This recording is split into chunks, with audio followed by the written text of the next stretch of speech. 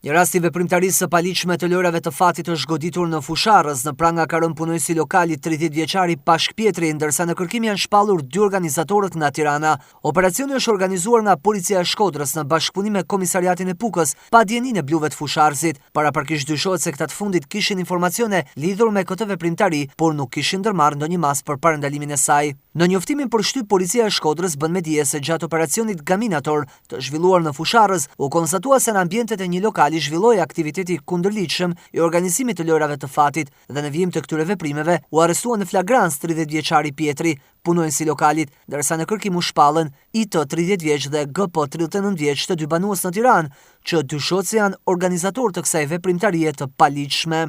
Gjatë kontrollit në lokal, policia gjeti dhe sekuestroi si provë materiale 2 makineta, një pajisje kompjuterike, një celular dhe 140.000 lekë që dyshohet se janë përfituar nga kjo veprimtari e paligjshme. Nga ana e bluve po punohet për kapjen e shtetasve të shpallur në kërkim dhe për dokumentimin e plotë të kësaj veprimtarie, ndërsa materialet i kanë kaluar prokurorisë së Shkodrës për veprimet mëtejshme.